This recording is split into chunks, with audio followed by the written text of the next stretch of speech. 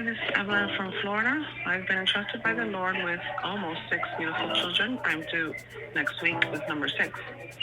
I have been enjoying Kim's motivation in our 12-year homeschool journey, and I know you will too.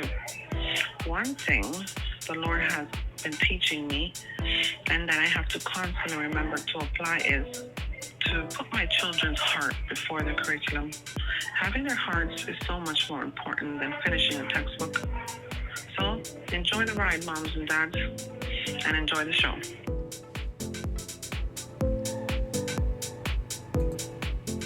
Welcome to the third installment of the Homeschool How-to. If you like these episodes with these brief segments, I've made 2 others, and you can go back and listen to episode number 63 and number 67. In this episode, you'll learn another Be Well tip so that you can stay strong and healthy to keep on homeschooling. And I'll give you some takeaways from our experience at a homeschool convention in our area last month. Also got to let you know that we have a deal for our online community membership that goes out to our email subscribers. So if you have yet to subscribe to our emails, scroll down in the show notes and get yourself on the list. You don't want to miss the chance to meet with Jenny and I and the fellow homeschool moms in our community to get your homeschool struggles solved and to just start creating some community for yourself. You need that support. Don't homeschool by yourself. Plus, we send out encouragement, inspiration, and Friday freebie resources to our special email subscribers every week. Who is this for? A homeschool mom who is looking for entertainment, education, and inspiration related to their homeschool journey. She needs a laugh. She needs words of edification and a safe place to ask any question in an effort to learn from trustworthy, veteran homeschool moms. She will be refreshed by these quick tidbits of information, and she enjoys this mishmash of interesting facts, stories, and testimonies. This mom is interested in hearing from Jesus. She would appreciate prayer in his name, and she is invested in teaching her kids the truth of salvation according to God's word. So even if you're not sure if any of those things resonate with you, I want you to keep listening because it's our goal to empower, enlighten, and encourage you, homeschool mom. And everyone can use a bit more of that to help make homeschooling efforts easier and more enjoyable. And hey, while listening, if a friend pops into your head who you imagine would enjoy gathering with us, please invite them to join in by sharing this episode with them. Be well, homeschool mom. Let's start with some spiritual wellness today and the verse of the show, which is about friendship. The verse is Proverbs 27:9. Oil and perfume make the heart glad, and the sweetness of a friend comes from his earnest counsel.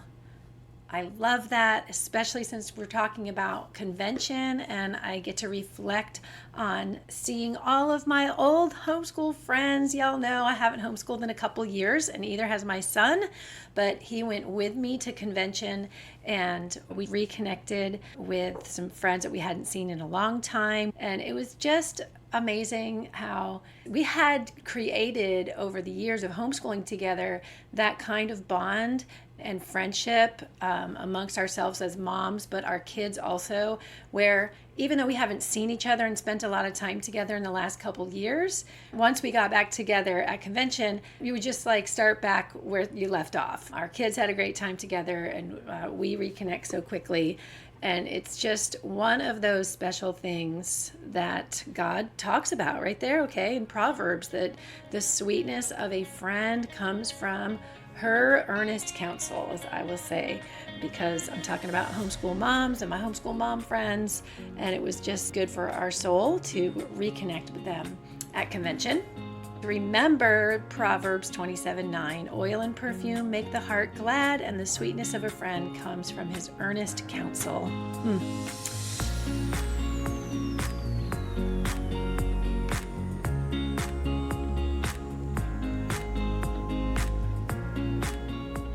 All right, my Be Well tip today is about your posture again, but this time it's related to the head, neck, shoulder, arm positioning.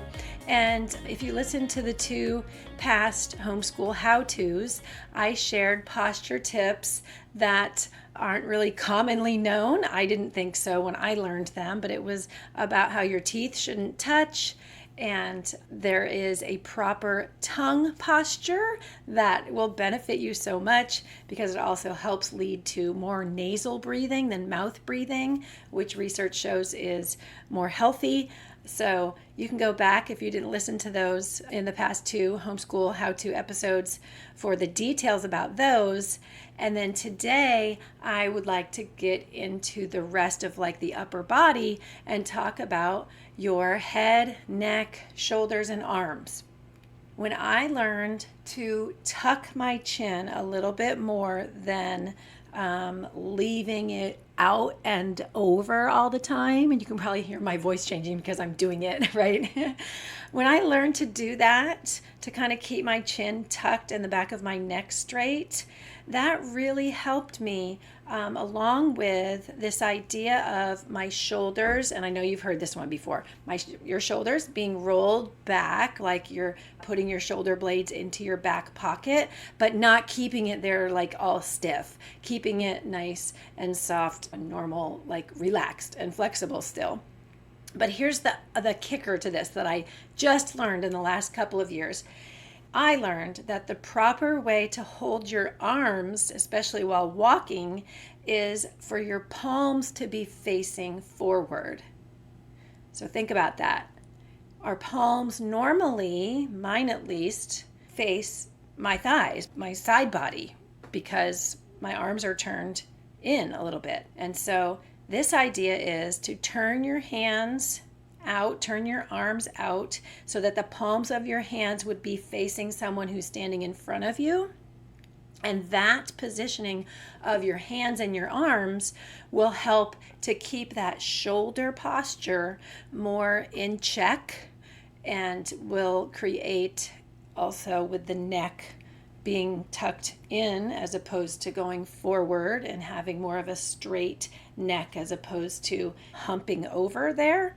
That will create this ability for you to breathe more deeply and for your organs to be like opened and not squished down. So if you do the opposite of all these things, right, and you think of like the Hunchback of Notre Dame and being hunched over, the opposite of that is this great upper body posture that's going to open up your lungs and your airways, and it keeps me like awake and energized more. I want you to think about consciously that upper body posture, right? So I'm going to go all the way back to the teeth, first of all. So our teeth are not touching, our tongue are at the roof of our mouth in the little dock station. Your chin is tucked in as opposed to your head being hung over. Your shoulders are rolled back and in your back pocket. And then your arms are turned out so your palms are facing forward. You guys, I know that's a lot to think about. I know it is, mamas. But I'm telling you, it is so energizing, and you're not going to remember to do it all the time, of course. I'm not constantly having this energizing posture, but I'm aware, and when I check myself and then I do all the reset and I change it, and I just make myself feel relaxed into it as opposed to this stiff robotic thing, then it just now when I'm doing it, it just is energizing. That's because you're breathing more deeply into your lungs. Your organs are open and things are in alignment better. And so oxygen is life, and that's what we want to do. We want to get the most oxygen that we can to the deepest part of our lungs, because that's where that oxygen blood exchange happens, is the bottom of our lungs. This posture will help you to do that amazing breathing and to feel energized. And so just do a little, I used to call it posture check when I was the summer camp counselor for my daughter's middle school group. And summer camp is very exhausting, so we would be at the table and everybody would be hunched over, and I'd be like, okay girls, posture check, and then we'd all do our thing and laugh and be energized and feel better. So pay attention to what's going on with your upper body. For me, headaches and migraines were a part of my homeschool journey, and gladly I can say that the strategies I use really help me. I do want to mention that the reason why I am into all of this is when my daughter was 3, I was a personal trainer. It was kind of a natural transition from being a teacher, and I loved fitness. And then when I had my daughter and I stopped teaching, but I wanted a little part-time gig as she got a little bit older, personal training was an option. And that was one of the things when we started the Homeschool Well was I wanted to do this Be Well part, because I know I was a homeschool mom, and if I didn't feel my best or even half of my best, I had to feel somewhat human, but strong and healthy was so much better to get things done. And if I wasn't ready to hit the ground running, or at least hit the ground not hobbling, a lot of learning did not happen. Making it exciting and fun, it just was difficult. That is where my heart is with the Be Well section for our online members. I've created a playground workout that I used to do when my kids were at the park. I would bring my bands and my jump ropes, and I would use the picnic tables and some of the playground equipment, and I would do my own little workout there. So I do have that class pre-recorded, available anytime for our online community members. And also I've created a blog and a podcast about the playground workout, and I will drop links in the show notes, all for you to be well.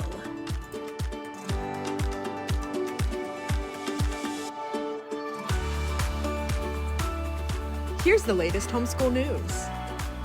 First up, some news on the homeschool front from Virginia. Latest article from the Homeschool Legal Defense Association, dated June 14th of 2024, titled Recent Article on Homeschool Law Missed a Few Things. It's outlining how a recent article in the Richmond Times-Dispatch discussed the landscape and growth of homeschooling in Virginia, and the article included a few inaccuracies with regard to Virginia homeschool law. HSLDA pointed out that the newspaper article misrepresented the number of ways that Virginia families can choose to homeschool their kids. They listed 3 ways, which in fact, the state mandate gives 4 ways that Virginia families can homeschool their children. You can find the details about this in the link in our show notes and read the article yourself. I'm including it in the news because this has happened before to us in Pinellas County, where we noticed that some communications from our school board were different than what the mandate of our state, which is Florida, actually lists. We've also heard this happening in a couple of other counties in our state where the school board says and expects different things from homeschool families than what the state statute mandates. It's an alert for you, homeschool mama, to pay attention to your state statutes. Every state is different. Every state has a different statute with different mandates for homeschool families. If you've moved, you know what I'm talking about. Many times we have meetings with new community members who've just moved to a state and they need clarification about that. What do I need to do to be legally compliant in the new state that I've moved to? Well, we feel like even if you never move, homeschool families need to pay attention to the mandate of their state and continually look back at it, because you want to know if there's any changes. You at least want to know where to find it, so that if your county school board is expecting you to do something that is different from the mandate, you will know. You want to be well informed, not just so you can follow the law, but so that you will notice, like HSLDA noticed, when there's a misrepresenting the statute of your state. So pay attention to your state mandate.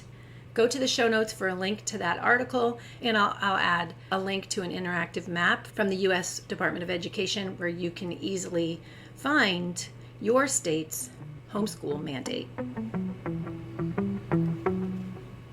Hey, what's trending? What is it? What's trending? Tell me what's trending. All right, let's talk about convention takeaways, because homeschool conventions, that is still trending. There is a link in the show notes to the Homeschool Compass. That website has a very clean list of all the upcoming conventions. If you go to the link and scroll down at the bottom, you can see them by month. There's many in July and even throughout the year. And I want to tell you our experience about the Florida Parent Educators Association convention, which was Memorial Day weekend. There are what feels like 2,000 exhibitors at FPEA's homeschool convention. It's huge. And hundreds of workshops. I also went to the Leaders Forum where there's another probably 20 or 30 workshops to choose from.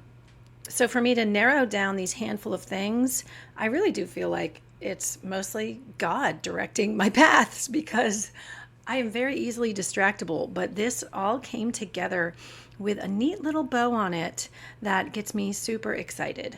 My takeaway number one for you is always bring a piece of luggage that is on wheels or a backpack on wheels to use as a receptacle for when you are in exhibitor hall and you're going to each of these booths. You want to take their information. You want to get the free pencils and the swag, okay? They have flashlights and cool things, branded with their company on it. They want to give all these things away, and you want to have them. So you also don't want to weigh down your shoulders and keep turning your backpack around to put these items in. I use a piece of carry-on luggage for an airplane. It has the wheels, it has a place for my water bottle. It's the same kind that the flight attendants use, but you can believe that when I bought it, I was thinking of convention. That's takeaway number one. Get a rolling receptacle to put all of the fun things that you get in the exhibitors hall. And the next thing I'll talk about are the workshops. You are going to want to take notes because you're going to forget, okay? Make sure that you have a convention-specific spiral notebook or something to write notes from the workshops that you go to. I still have my notes from every convention that I have been to. I am a keeper, but I have referred to those notes either as a homeschool mom. After I went to convention, I had to go back and remind myself of what one of the speakers that I loved said, their advice, or when I started our business. There were times when I went back and looked at a couple of the things. So I keep my homeschool convention notes together on one part of my bookshelf. It's just a good idea to have that little library of notes from your convention workshop experiences. You never know when you're going to want to refer back to them and get refreshed about the teaching that you got. FPEA convention also sells the digital copy of the recordings from the workshops. And if you volunteer to help for a certain amount of hours, they give you all the digital downloads for free. So that's another way to experience all the workshops without feeling so much pressure to have to give away all your time while you're there to sitting in a classroom listening and taking notes. So make sure you have something to take notes. Make sure it's dedicated to convention. Don't go start putting recipes in it or anything like that. And then when you get home, keep them in a certain spot so that you can refer back to them easily, and look into getting the digital download copies of all of the workshops. Totally worth it. I'm excited to tell you how these workshops I went to then led to me finding curriculum pieces that went along with the workshops. And I just think it's so cool the way God showed me something else a couple of weeks after convention was over, another piece to this puzzle of a big idea that he's giving me. And it all started with the workshops. The first presenter I want to talk about is Sarah Janice Brown. She owns the Thinking Tree LLC. Funschooling.com is the website. She's an amazing homeschool mama to, I think, 8 children. She's got such a powerful story. Currently, she and her kids, her older kids especially, help run a homeschool co-op on a farm that they live on in Indiana. To get an idea of her vision for homeschool moms and families, I'll read a bit of what she wrote from a book that I bought titled Mom's Fun Schooling Handbook, Flip to Fun Schooling, Idea Book, and Homeschooling Journal, and it's 180 activities for moms. And in this, she has a page titled Your Quest. Here are her words. Unlike the public school system, you are not educating the masses in preparation for a vague and unknown future. You are not on a quest to raise a standardized student who will become a cog in the world's failing system. You are not limited by the walls of a schoolroom. You are not ruled by bells, clocks, or teachers' guidebooks. You are a mother, above all, who loves her child and cares more about his or her future than any professional educator. You are educating your own precious and unique child so that he or she will be able to fulfill a meaningful calling while still enjoying childhood. Your quest is to show her how to use her talents. You will empower him to be who he was made to be. You will help her develop a love for learning. You will work with him to overcome his struggles. You will focus on her gifts. You will give him the time, the tools, and the chance to develop useful skills. You will not bog him down with irrelevant lessons and busy work. Your child will learn how to lead, research, think, create, innovate, trust, try, love, and live a life of beauty and honor. This is a high calling. Let's get started by getting to know your child more deeply. And that is Sarah Janice Brown. And everything she said resonated with me. I am not kidding. Well, except she's adopted a lot of kids. Okay, I have not adopted kids, so mad respect. But all of her ideals about homeschooling and seeing kids as a whole human with unique gifts, talents, and passions that you want to use to drive their education, using the flexibility of homeschooling to be creative in the way that you plan and to feel that freedom, to really embrace that freedom.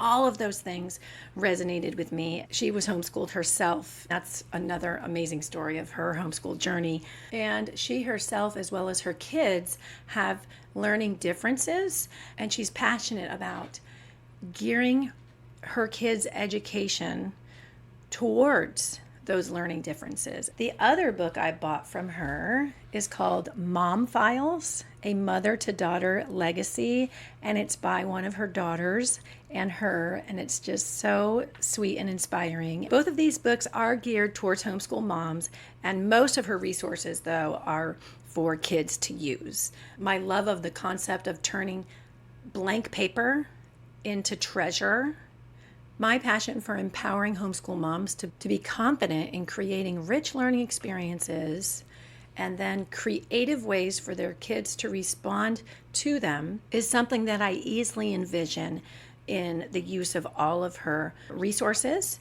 Sarah Janice Brown, The Thinking Tree LLC at funschooling.com.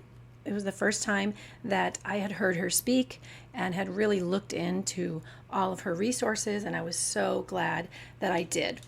The next edupreneur I have known for years, it's Cheryl Bastian from Celebrate Simple. I clearly remember years ago the first time I went to one of Cheryl's workshops. It was when I decided to start doing homeschool evaluations. I didn't know how it should look, and it just so happened that Cheryl was doing the workshop about celebrating homeschool portfolios and how to effectively run a homeschool evaluation. I've paid attention to her offerings over the years. She was even so generous a couple of years ago to do a little workshop for our local homeschool support group.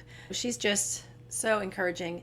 And the book that I bought, which aligns with this whole thought of having creative learning experiences and then creative ways to respond, well, they might not end in the traditional paper trail.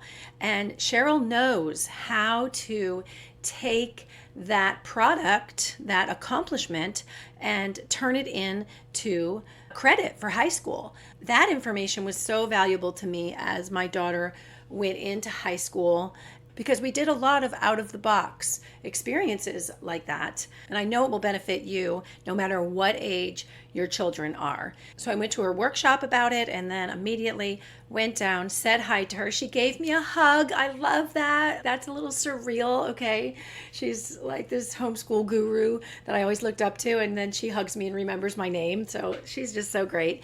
But I immediately bought the book aligned with the workshop. And the book is called More Than Credits: Skills High Schoolers Need for Life.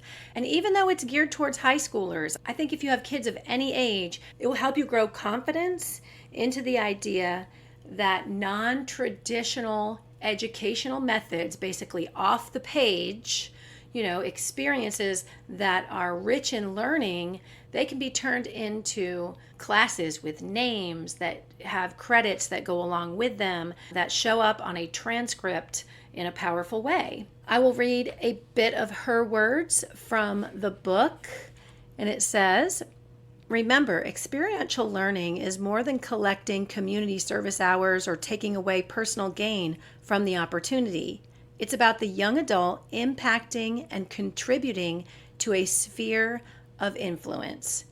Considering interests, strengths, and aspirations, as well as the admission requirements of the high schooler's top college choices, will not only allow the young adult to capitalize on the full potential of electives, but also invite your family to celebrate high school and finish with excellence."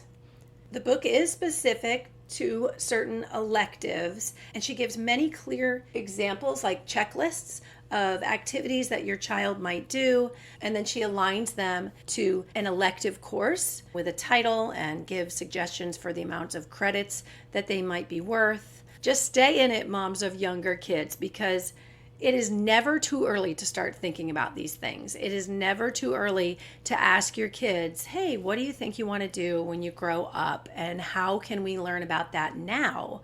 It's empowering for them to have that say in their education. They really take ownership in it, and you are helping them create a love of learning, and you're also helping them to understand how they learn when you are thinking in this type of mindset. Now, Cheryl also offers things towards moms of younger kids, and she has resources for younger kids. She has a large family, and she's always homeschooled and has made many resources over the years. So check out her stuff. I really think that you will be blessed by her.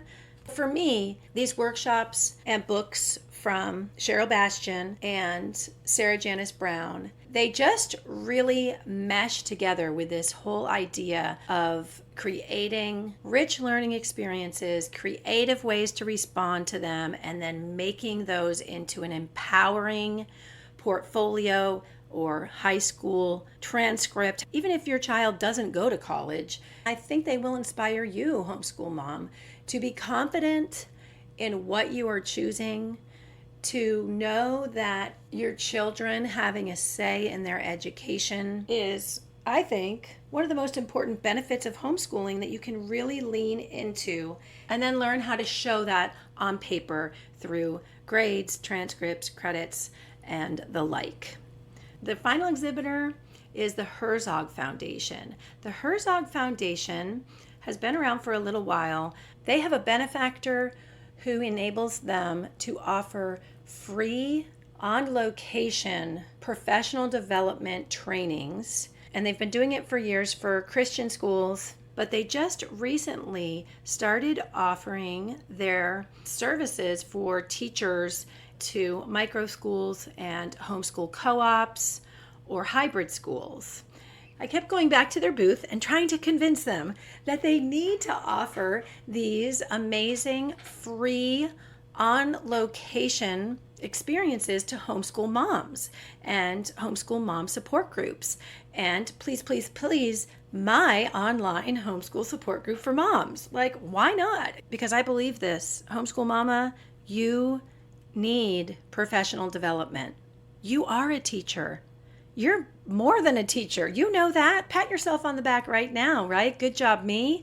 All the many hats that you put on throughout the day require so much. And the homeschool teacher mode can be bolstered with some professional development. One example of the program that they discussed in the workshop is going to be at the Creation Museum in Kentucky, and the classes are led by the staff there. There will be interaction with Ken Ham, who is the creator of Answers in Genesis. And can you imagine being at a workshop at his museum with him being involved? I mean, these are top-notch trainings that the Herzog Foundation offer. They set up the entire programming. Everything is paid for. The participants are responsible for the transportation to the location, but that is all. They have on their website some of their upcoming offerings. So if you're a leader in your homeschool co-op or homeschool hybrid school, check it out to see if you are eligible. And maybe someday they will offer their services to homeschool mamas, and you can believe I will be the first one to sign up. The last resource I'm going to share with you is something that I found a couple weeks after convention was over. I had all these experiences at convention related to what I talked about from Cheryl Bastian and Sarah Janice Brown. Also, the keynote speaker at convention was Jenny Urick of 1,000 Hours Outside. Well, I love anything to do with being outdoors, especially related to education and learning from nature. I love teaching kids about creation. So I left convention with these grandiose ideas of mama teacher trainings and nature studies and nature journaling and out-of-the-box experiences and teaching homeschool moms how to take these rich learning experiences and create a paper trail for them that they can one day apply to credits on a high school transcript or college application. I've got this big plan cooking up in my head and just so much excitement about all things outdoor education, basically, and how to teach homeschool moms to do that in an academically rigorous way, but still make it easy and actually enjoyable, right? About a week after convention, I was camping by myself, something I totally love to do, even in summer, in a tent. And I have my own rich learning experiences.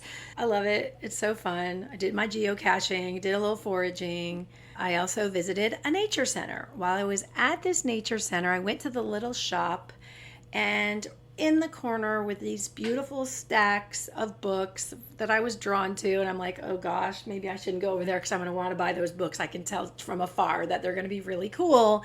They are How to Teach Nature Journaling and The Law's Guide to Nature Drawing and Journaling. These are both written and illustrated by John Moore Laws and Emily Ligren. Hopefully I'm saying their names correctly. But to me, these books are the teacher's addition to the big ideas I left convention with.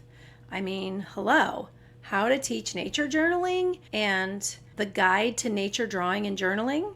These are not how-tos on basic nature drawings with labels. They go deep into specific topics and lay out in detail how to make nature journaling academically rigorous. To me, they just wrapped up this whole idea of teaching homeschool moms to do academically rigorous nature study, and then extending that and also creating an empowering paper trail from these non-traditional ways of learning. It is my big hope and vision that I will be able to put all of this together for our online community of homeschool moms and create something similar to what the Herzog Foundation does in the way of mama teacher trainings. So if you have ever wondered why nature study is such a big deal in some homeschool circles. And if you get excited about the idea of, like Jenny Urick says, spending 1,000 hours outside, but you can't understand how that would mesh with homeschool curriculum or homeschool lessons and planning, then I want you to consider the ideas that I just gave you from convention and the time that I spent camping. I truly believe in God's perfect timing, and the fact that I had that whole suitcase full, but yet these 5 resources stood out to me and came together to create this great idea of how to empower homeschool moms. I truly believe that that is God leading the way. That is something that I am getting excited about, and I hope it inspires you as well. If it does, would you do me a favor and just take 1 minute when this podcast is over, go to the show notes. I put my email address in the section labeled Convention Takeaways, and will you just reach out to me and let me know what you think. Let me know if you're interested in learning more, and if you think that I should spend the time, energy, and effort of creating some kind of an online class, whether it's pre-recorded or we meet live every week. I would appreciate so much any feedback before I go forward, because these are all fresh ideas. These are fresh resources. They feel clean and brand new, but I look at them and I am eager to just get them messy and dirty with a bunch of homeschool moms, learning from them and being inspired to really create something wonderful and magical with their kids in God's creation. Let me know what's holding you back from adding this into your homeschool plans. So scroll down in the show notes, send me a quick email, and let me know how you feel about academically rigorous nature study and how to add it in to your homeschool plans. Let's learn well, kids.